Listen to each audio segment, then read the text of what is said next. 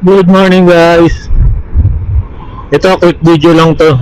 Kung lagi kayong bumabiyahe ng Manila hanggang Santa Maria o kaya galing kayong Marilao, may Kawayan, pupunta kayo Santa Maria, may experience nyo laging traffic dyan sa may Muson.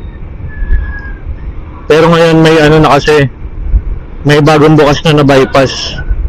Mula dito sa Santa Maria, makakalusot ka hanggang Loma de Gato, 2 minutes lang. Konti pa lang yung dumadaan. Dati nung dumadaan kami, rough road pa yun. Ngayon talagang sementado na lahat hanggang dulo. Ito dadaanan natin ngayon. Itong way na to, papuntang Muson to. Itong padiretso. Tapos yung sa likod ko, papuntang Santa Maria naman to. So kung familiar kayo sa daan, madali nyo lang matutuntun. Ito, didiretsuhin lang natin. Tuturo ko sa inyo mamaya kung saan liliko.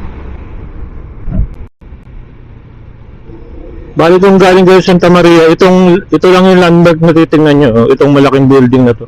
Hindi ko alam kung anong kumpanya to o factory. Tapos sa may kaliwa, itong bukid. Tapos itong police outpost. Kanan na kayo dito. Ito na yung bypass. Yan, tuwing umaga, maraming tao dyan. Mga nagja-jogging, mga nagbabike. Kasi nga, konti pa lang yung dumadaan dito. Hindi naman nila in-announce na open na to eh. Kami kasi, pag umuwi na Manila, na-curious dito, kaya sinilip ko. Nung unang daan ko dito, rough-road pa yung dulo. Pero madadaanan naman ng motor. Ngayon, maski 4 wheels, kaya na. Yan, dire-diretso lang natin. 6 o'clock tayo pumasok. Alam ko mga 2 minutes to 5 minutes lang ang biyahe nito, depende sa bilis nyo. Hindi ko napuputulin yung video, dire-diretso na natin. Ano, kita mo yung mga tao, puro nagja-jogging doon. Tapos paghapon maraming tumatambay dito. Kasi nga malamig.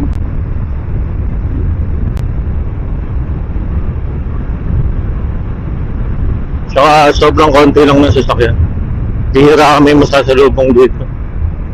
Ang dumadaan yata dito, puro taga rito lang eh. Yung nakakaalam.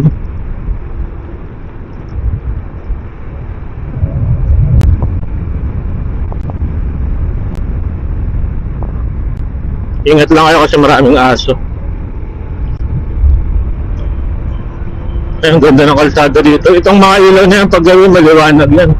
Hindi nakakatakot dumaan dito pag gabi. Kasi solar powered yung mga yan. Pagdamag yata nakabukas yun. Ang dami na nilo. Mga senior. Sarap mag-jogging dito na umaga, presko yung hangin. Ayun, lamig oh. Sarap.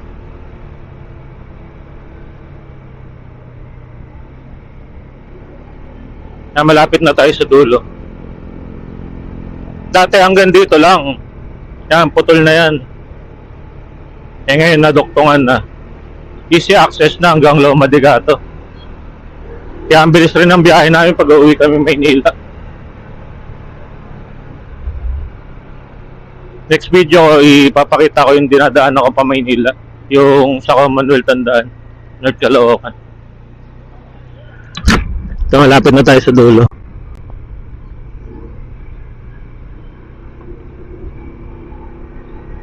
Diba? 6:02. 2 minutes lang. Mabagal pa tayo. Ayun o. Ito na yung way ng Muson sa kaliwa, pakanan, Marilao.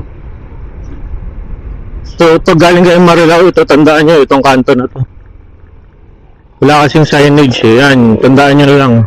Yung may Inco. Pag galing kayo namang Muson, itong chapel dito sa kaliwa. Yun ang tandaan nyo. Yan, itong chapel. Okay, nandito na tayo. Tapos ayun yung arko ng Loma de Gato. Tapos San Jose. Welcome to San Jose del Monte. Yung arko. So pag lumagpas kayo, ibig sabihin lagpas na kayo sa likuan. Pag galing kayong Muson, ito lang yung ano, tandaan, itong arc to. Yan, dito na lang guys. Next video yung ano na, papunta ng Maynila. Dito yung daan natin, pa North Caloocan. Salamat.